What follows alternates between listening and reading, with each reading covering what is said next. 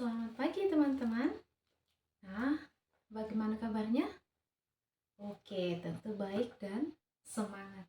Oke, teman-teman, hari ini kita akan melanjutkan pembelajaran kita. Sebelum memulai pembelajaran kita pada pagi hari ini, terlebih dahulu kita mohon berkat dari Tuhan untuk berdoa. Nah, untuk memimpin doa, silakan yang pikir memimpin. Oke, silakan. Dalam nama Bapa dan Putra dan Roh Kudus. Amin. Amin. Dalam nama Bapa dan Putra dan Roh Kudus. Amin. Terima kasih buat Andi yang memimpin kita dalam doa di pagi hari ini dalam memulai pembelajaran kita. Oke, sebelum kita memulainya, terlebih dahulu suster absen dulu ya. Oke. Sepertinya nih pada semangat-semangat. Siapa yang tidak hadir? Oke. Luis. Oh, bagaimana ini kabarnya Luis?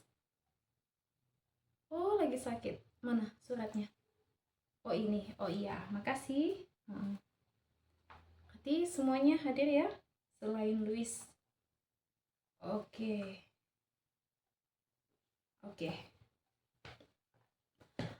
Oke, teman-teman, dalam pembelajaran kita hari ini dan kita akan melanjutkan pembelajaran kita yang sebelumnya.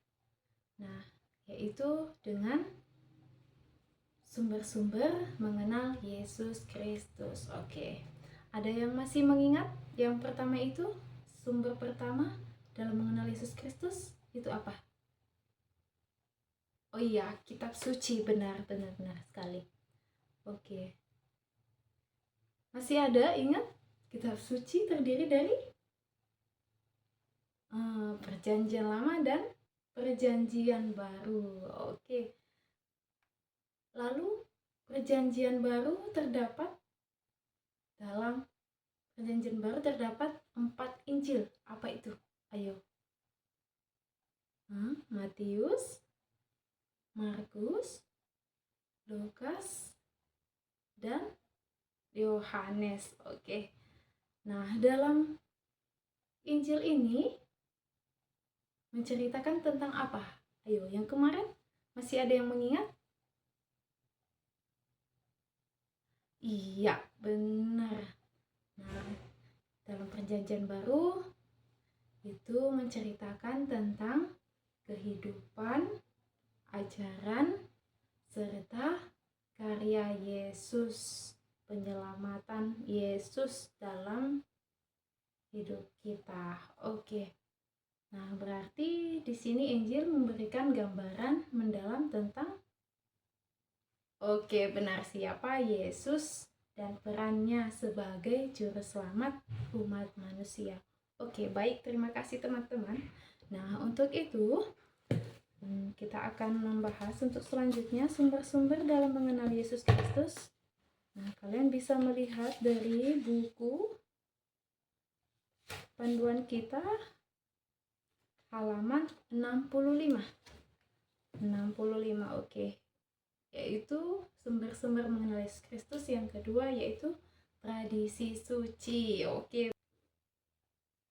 Nah, baik teman-teman, sebelumnya yang minggu lalu suster sudah memberikan tugas yaitu dengan membaca tradisi suci.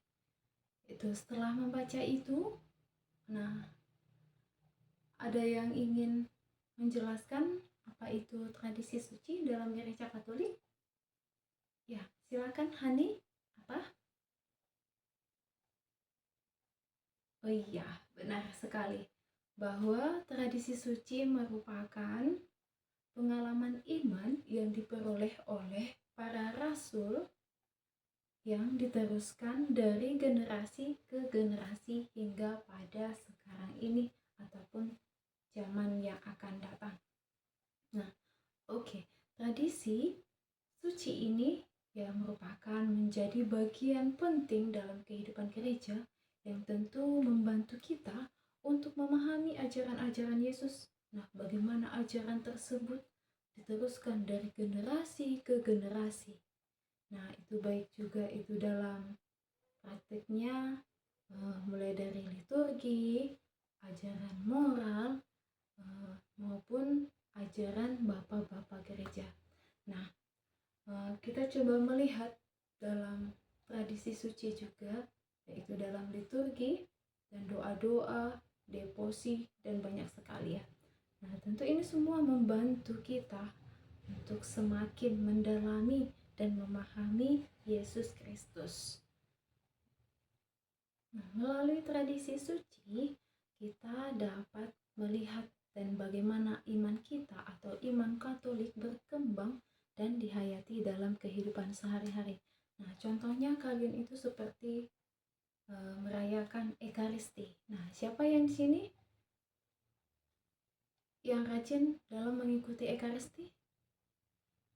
Oh iya, lumayan banyak sekali. Oke, nah di situ kita akan coba untuk bagaimana kita menghayati iman kita dalam Ekaristi tersebut, yaitu dalam mengenal Yesus dalam kehidupan kita sehari-hari. Oke, baik. Dan itu juga kita bisa melihat dalam tradisi suci itu, misalnya seperti doa-doa, devosi, ataupun dalam sakramen-sakramen. Nah, untuk itu, teman-teman, kita akan melihat bagaimana kita semakin mendalami dan mengenali Yesus dalam kehidupan kita sehari-hari, yaitu kita bisa melihat dalam doa-doa kita, dalam devosi kita, sebagaimana kita mengimani Yesus dalam hidup kita sehari-hari. Nah, tentu ini akan semakin memperkaya iman kita kepada Yesus Kristus. Oke, untuk itu, nah melalui devosi-devosi, suster coba menunjukkan ini untuk kalian. Bisa juga devosi kepada Santo Santa, Bunda Maria, ataupun novena. Nah, itu akan semakin memperdalam iman kita, bagaimana doa-doa kita semakin berkembang dan mampu menghayatinya dalam kehidupan kita sehari-hari. Nah, coba ini akan membantu kita juga dalam menghayati doa-doa kita. Oke. Nah, teman-teman, tradisi suci ini juga membantu kita untuk memahami kitab suci lebih baik dan memberikan konteks bagi ajaran-ajaran Yesus. Nah, dengan menghayati tradisi suci ini, nah kita dapat lebih mendalami dalam iman kita dan menjalin hubungan kita dengan Allah lebih erat. Begitu. Oke, teman-teman. Nah, setelah kita mempelajari tradisi suci dalam gereja kita, nah sebagai tugas rumah, nah suster ingin kalian membuat suatu refleksi. Nah, bagaimana kalian itu mendalami tradisi suci kita. Nah, di sini suster ingin kalian contohnya dalam bebas. Kalian mau pilih di doa-doa ataupun dalam Ekaristi atau misa. Nah, di situ kalian buat refleksi, dan untuk minggu depan, nah kita akan berbagi bersama, dan tentu itu akan semakin memperkaya kita bagaimana kita dalam menghayati iman kita baik dalam doa dan maupun dalam perayaan Ekaristi. Nah, ini akan saling membantu dan memperkaya kita semuanya. Maka kalian bisa mengerjakannya tentu melalui doa-doa dan Ekaristi ya. Ya tentu kalian juga harus hadir. Nah, dari situ kalian juga akan mendapat buahnya dan membagikannya kepada teman-teman. Oke, terima kasih untuk hari ini, dan kita menutupnya dengan doa.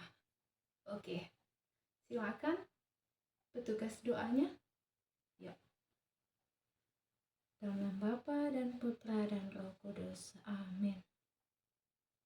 Amin. Dalam nama Bapa dan Putra dan Roh Kudus. Yesus. Amin. Baik teman-teman, terima kasih atas perhatian dan partisipasi kalian untuk hari ini. Nah, semoga apa yang kita peroleh, apa yang kita pelajari dapat menjadi bekal bagi kita dalam perjalanan iman kita. Nah, untuk itu sampai jumpa minggu depan dan jangan lupa tugasnya. Oke, terima kasih. Bye, sampai jumpa.